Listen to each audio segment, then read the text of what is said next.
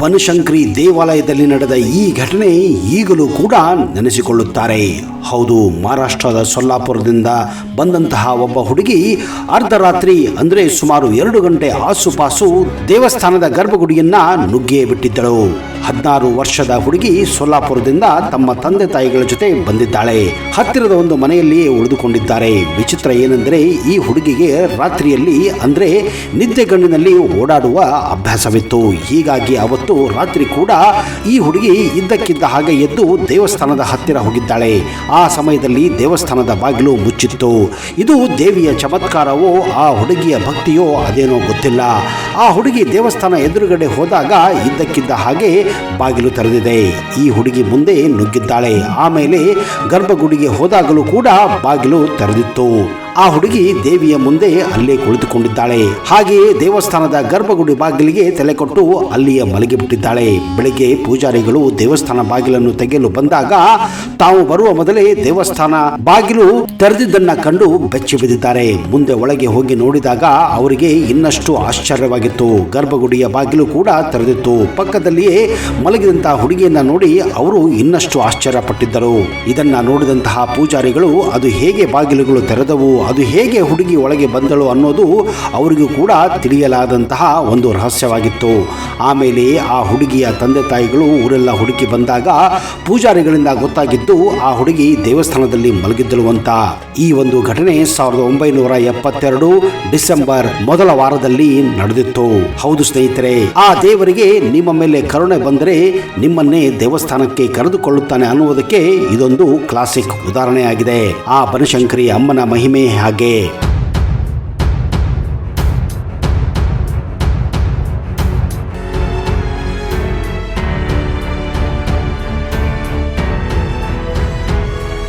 ಭಾರತದ ಜಾಗೃತ ಶಕ್ತಿಪೀಠಗಳಲ್ಲಿ ಬಾದಾಮಿಯ ಶ್ರೀ ಶಾಕಾಂಬರಿ ಶಕ್ತಿಪೀಠವು ಒಂದಾಗಿದೆ. ಇವಳಿಗೆ ಬನಸಿರಿ ದೇವಿ, ಬನಶಂಕರಿ ಎಂದು ಕೂಡ ಕರೆಯುತ್ತಾರೆ. ಬನಶಂಕರಿ ದೇವಿಯನ್ನ ನವದುರ್ಗೆಯಲ್ಲಿ 6ನೇ ಅವತಾರ ಎಂದು ಬಣ್ಣಿಸಲಾಗಿದೆ. ಈ ಅದ್ಭುತ ಬನಶಂಕರಿ ದೇವಸ್ಥಾನವು ಕರ್ನಾಟಕ ರಾಜ್ಯದ ಬಾಗಲಕೋಟೆ ಜಿಲ್ಲೆಯ ಬಾದಾಮಿ ತಾಲೂಕಿನ ಚೋಲಚ ಗುಡ್ಡದಲ್ಲಿದೆ. ಈ ದೇವಾಲಯದ ಬಗ್ಗೆ ಅತ್ಯಂತ ರೋಮಾಂಚನಕಾರಿ ಸಂಗತಿ ಏನೆಂದರೆ ಭಕ್ತಾದಿಗಳು ಹಿಂದೂ ಸಂಸ್ಕೃತಿಯ ಪ್ರಕಾರ ದುರುದ್ದೇಶದ ಪೂರಿತವೆಂದು ಪರಿಗಣಿಸಲಾದಂತಹ ರಾಹು ಕಾಲದಲ್ಲಿಯೇ ಇಲ್ಲಿ ಪೂಜೆಯನ್ನು ಸಲ್ಲಿಸಲಾಗುತ್ತದೆ. ಭಕ್ತರು ತಮ್ಮ ಜೀವನದಲ್ಲಿ ಬರುವ ದುಃಖಗಳು, ಬಡತನ ಹಾಗೂ ದುರುದ್ದೇಶಗಳು ದೂರವಾಗಲಿ ಎಂದೇ ಈ ದೇವಾಲಯದಲ್ಲಿ ರಾಹು ಕಾಲದಲ್ಲಿ ಪೂಜೆಯನ್ನು ನಡೆಸಲಾಗುತ್ತದೆ. ಬನಶಂಕರಿ ದೇವಾಲಯದ ಪ್ರಸಿದ್ಧ ದಂತಕಥೆಯ ಪ್ರಕಾರ ಹಿಂದೆ ದುರ್ಗಾಮಾಸುರನೆಂಬ ರಾಕ್ಷಸನಿದ್ದನು. ಅವನು ಈ ಗ್ರಾಮದ ಸ್ಥಳೀಯ ಜನರಿಗೆ ನಿಯಮಿತವಾಗಿ ಕಿರುಕುಳ ಕೊಡುತ್ತಿದ್ದನು. ಗ್ರಾಮದ ನಿವಾಸಿಗಳ ನಿರಂತರ ಪ್ರಾರ್ಥನೆಯ ನಂತರ ಬನಶಂಕರಿ ದೇವಿಯು ಯಜ್ಞದ ಬೆಂಕಿಯಲ್ಲಿ ಕಾಣಿಸಿಕೊಳ್ಳುತ್ತಾಳೆ. ಅವಳು ಆ ರಾಕ್ಷಸನನ್ನು ಸಂಹರಿಸಿ ಪಟ್ಟಣವನ್ನ ದುರ್ಗಮಾಸುರ ಎಂಬ ರಾಕ್ಷಸನಿಂದ ರಕ್ಷಿಸುತ್ತಾಳೆ. ಹೌದು, ಅಂದು ದೇವಿ ಕಾಣಿಸಿಕೊಂಡ ಸ್ಥಳವೇ ಈ ಬನಶಂಕರಿ. ಇಲ್ಲಿಯೇ ಇದೇ ಸ್ಥಳದಲ್ಲಿ ಈ ದೇವಾಲಯವನ್ನು ಸ್ಥಾಪಿಸಲಾಗಿದೆ.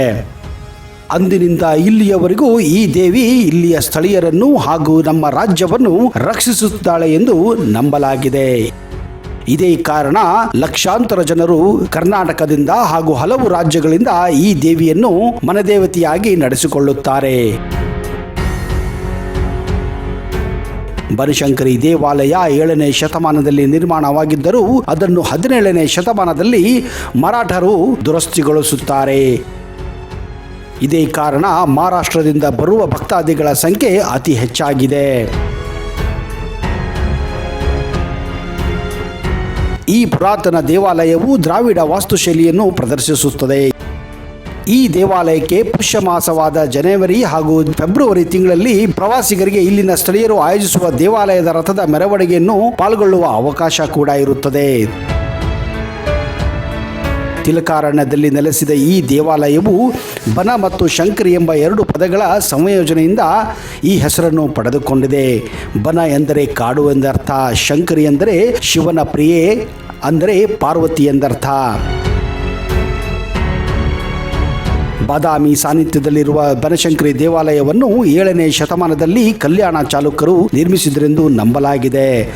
ಸ್ಕಂದ ಪುರಾಣ ಮತ್ತು ಪದ್ಮ ಪುರಾಣಗಳಲ್ಲಿ ಹೇಳಿರುವಂತೆ ಬನಶಂಕರಿಯಲ್ಲಿ ದುರ್ಗಾಮಾಸುರನೆಂಬ ರಾಕ್ಷಸನು ಸಂಹರಿಸಿದ ದೇವಿ ಪಾರ್ವತಿಯ ಅವತಾರವಾದ ಚಾಲುಕ್ಯರ ಕುಲದೇವತೆ ಎಂದು ನಂಬಲಾಗಿದೆ. ಈ ಬನಶಂಕರಿ ದೇವಾಲಯದಲ್ಲಿ ದೇವಿಯ ಮೂರ್ತಿಯನ್ನು ಕಪ್ಪು ಕಲ್ಲಿನಿಂದ ಕೊರೆಯಲಾಗಿದ್ದು, ಆಕೆಯು ಸಿಂಹದ ಮೇಲೆ ಕುಳಿತಿರುವ ಭಂಗಿಯಲ್ಲಿ ಇರಲು ಪಾದದಡಿ ಸಿಲುಕಿರುವ ರಾಕ್ಷಸರನ್ನು ನೀವು ಕಾಣಬಹುದು. ದೇವಿಗೆ ಅಷ್ಟಭುಜ ಕೈಗಳಿವೆ. ಬಲಗೈಯಲ್ಲಿ ಖಡ್ಗ, ಗಂಟೆ, ತ್ರಿಶೂಲ ಮತ್ತು ಲಿಪ್ತಿ ಹಾಗೂ ಎಡಗೈಯಲ್ಲಿ ಡಮುರ, ಡಾಲು, ರುಂಡ ಮತ್ತು ಅಮೃತ ಪಾತ್ರೆಗಳಿವೆ. ಈ ದೇವಿ ತ್ರಿನೇತ್ರೆ. ಬನಶಂಕರಿಯನ್ನು ಮಹಾಕಾಳಿ, ಮಹಾಲಕ್ಷ್ಮಿ ಮತ್ತು ಮಹಾಸರಸ್ವತಿ ಎಂದರೂ ಕೂಡ ಕರೆಯುತ್ತಾರೆ. ತಾಯಿಯ ಬಲಗೈಯು ಸುಜ್ಞಾನ ಸಂಕೇತವಾದರೆ ಎಡಗೈಯು ಶೌರ್ಯದ ಸಂಕೇತವಾಗಿದೆ.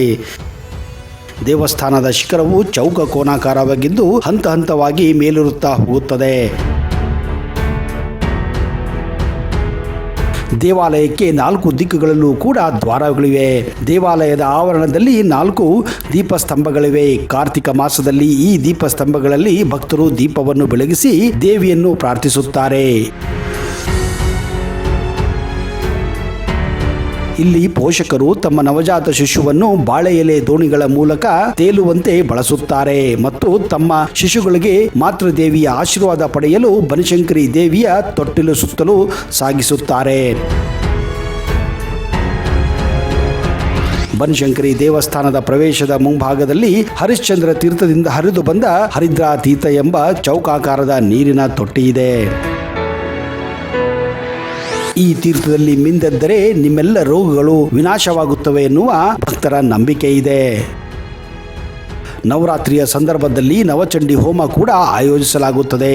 ವಿಶೇಷವೇನೆಂದರೆ ಇಲ್ಲಿ ಸೂರ್ಯಾಸ್ತ ನಂತರ ಆರಂಭಗೊಳ್ಳುವ ಹೋಮ ಸೂರ್ಯೋದಯದ ನಂತರ ಪೂರ್ಣವಾಗುತ್ತದೆ. ಸೂರ್ಯೋದಯದ ನಂತರ ಪೂರ್ಣಾಹುತಿ ಕೂಡ ನೀಡಲಾಗುತ್ತದೆ.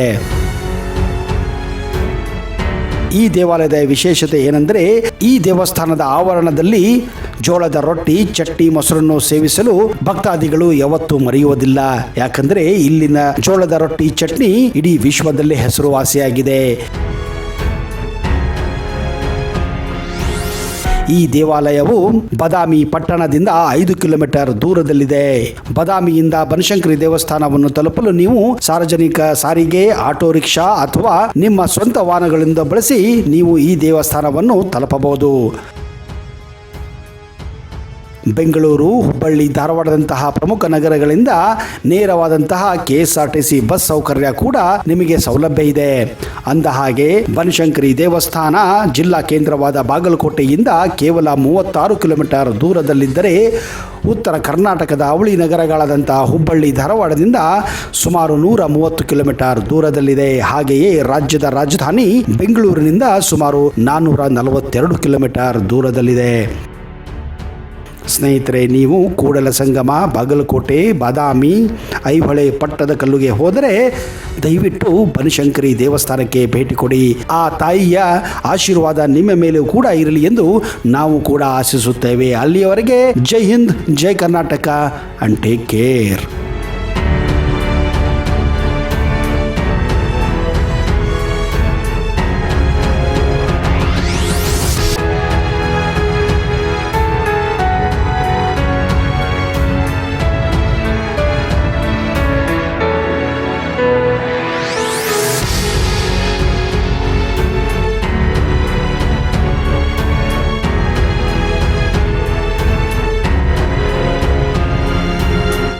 ವೀಕ್ಷಕರೇ, ನಿಮ್ಮಲ್ಲಿ ಯಾರಿಗಾದರೂ ಸಂತಾನ ಸಮಸ್ಯೆ, ವಿವಾಹ ಸಮಸ್ಯೆ ಇದ್ದರೆ ಈ ಪಂಡಿತರನ್ನ ಈಗಲೇ ಸಂಪರ್ಕಿಸಿ.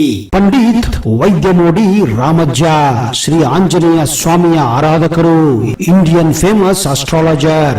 Get 100% solution to all your problems. Shri Pratyangira ದೇವಿಯನ್ನ ವಶಪಡಿಸಿಕೊಂಡಿರುವ ಏಕೈಕ ಜ್ಯೋತಿಷ್ಯರು. ಫೋನಿನ ಮೂಲಕ ನೇರ ಪರಿಹಾರದಲ್ಲಿ ಓಪನ್ ಚಾಲೆಂಜ್. ಆಂಜನೇಯ ಸ್ವಾಮಿಯ ಅನುಗ್ರಹದಿಂದ ವಿಶೇಷ ಪರಿಹಾರ ತಿಳಿಸುತ್ತಾರೆ. ನಿಮ್ಮ ಒಂದು ಕರೆ ನಿಮ್ಮ ಭವಿಷ್ಯವನ್ನೇ ಬದಲಾಯಿಸಬಲ್ಲದು. ಇವರ ದೂರವಾಣಿ ಸಂಖ್ಯೆ 9008220252.